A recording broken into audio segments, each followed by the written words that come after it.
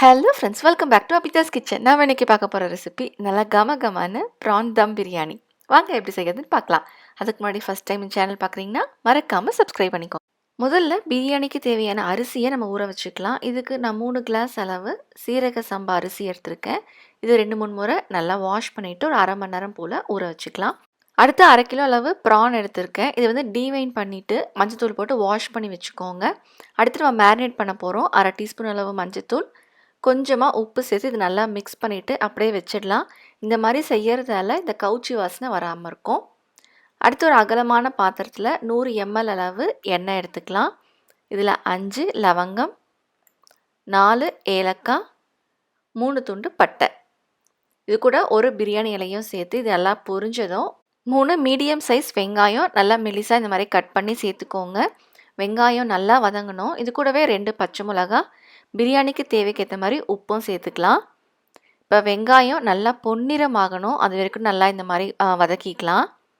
இப்போ 3 table spoon அளவு இஞ்சி பூண்டு விழுது சேர்த்துக்கலாம். இஞ்சி பூண்டு சம அளவாக சேர்த்துக்கோங்க. இது கூட 2 மீடியம் சைஸ் தக்காளி. இப்போ தக்காளியும் நல்லா வதங்கின பிறகு நல்லா ஒரு கையளவு புதினா இலை, பொடியாக கட் பண்ண கொத்தமல்லி, இதையும் சேர்த்து நல்லா வதக்கிக்கலாம். இப்போ 1/2 டேபிள் ஸ்பூன் அளவு மிளகாய்த்தூள், 1/2 டீஸ்பூன் அளவு மஞ்சத்தூளையும் சேர்த்து இது நல்லா வதக்கிக்கலாம். இப்போ இதை அப்படியே மூடி வச்சு நல்லா எண்ணெய் பிரிஞ்சு வர வரைக்கும் நல்லா இந்த மாதிரி ஸ்லோ ஃப்ளேம்லேயே வச்சு வேக வச்சுக்கோங்க. மசாலாவோட பச்சை வாசனைலாம் நல்லா போகணும். இப்போ எண்ணெய்லாம் நல்லா பிரிஞ்சு வந்துருச்சு. கடைசியாக நம்ம முன்னாடியே மேரினேட் பண்ணி வச்ச ப்ரானையும் சேர்த்து அடுத்த ஒரு 2-3 நிமிஷம் அளவு மட்டும் நல்லா வதக்கிக்கோங்க.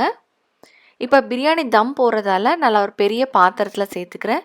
இது கூட ஒரு 7 கிளாஸ் அளவு மொத்தமாக தண்ணி சேர்த்துக்கலாம். ஒரு அரை எலுமிச்சை பழத்தை மட்டும் பிழிஞ்சு விட்டுக்கலாம். சிக்கன் பிரியாணியாக நம்ம தயிர் சேர்க்கலாம். ப்ரான் பிரியாணிக்கு நம்ம எலுமிச்சை பழமே போதும். இப்போ நல்லா கொதி வந்த பிறகு நம்ம டேஸ்ட் பார்த்துக்கலாம். உப்புலாம் பார்த்துட்டு உப்பு கம்மியாக இருக்கிறதால இன்னும் கொஞ்சம் சேர்த்துக்கிறேன். அரிசி போடுறதுக்கு முன்னாடி இது தண்ணி வந்து நல்லா கொதி வரணும். நல்லா கொதித்த பிறகு அப்புறமா அரிசி சேர்த்துக்கலாம். அரிசி சேர்த்து மீடியம் ஃப்ளேம்லேயே வச்சு வேக வச்சுக்கோங்க. இந்த அரிசியும் தண்ணியும் சம அளவு வரணும், அது வரைக்கும் நல்லா இந்த மாதிரி கலந்து விட்டுக்கோங்க. இப்போ பாருங்கள், தண்ணியும் அரிசியும் சம அளவு இருக்குது. இப்போ ஒரு ஃபாயில் ஷீட் வச்சு நான் மூடிட்டு மேலே ஒரு வெயிட் வச்சிடுறேன். இது வந்து ஸ்லோ ஃப்ளேம்லேயே ஒரு 20 நிமிஷம் அளவுக்கு நல்லா வேகணும். 20 நிமிஷம் கழித்து நம்ம ஓப்பன் பண்ணால் நல்லா உதிரியாக நல்லா கரெக்டாக வெந்திருக்கும் அந்த சாதம். இந்த மாதிரி தம்மில் வச்சு வேக வச்சோம் அப்படின்னா இந்த மாதிரி சாதம் வந்து குழையாமல் இருக்கும். நல்லா இந்த மாதிரி உதிரியாக இருந்தால் தான் பிரியாணி சாப்பிட்றதுக்கு ரொம்பவே நல்லாயிருக்கும்.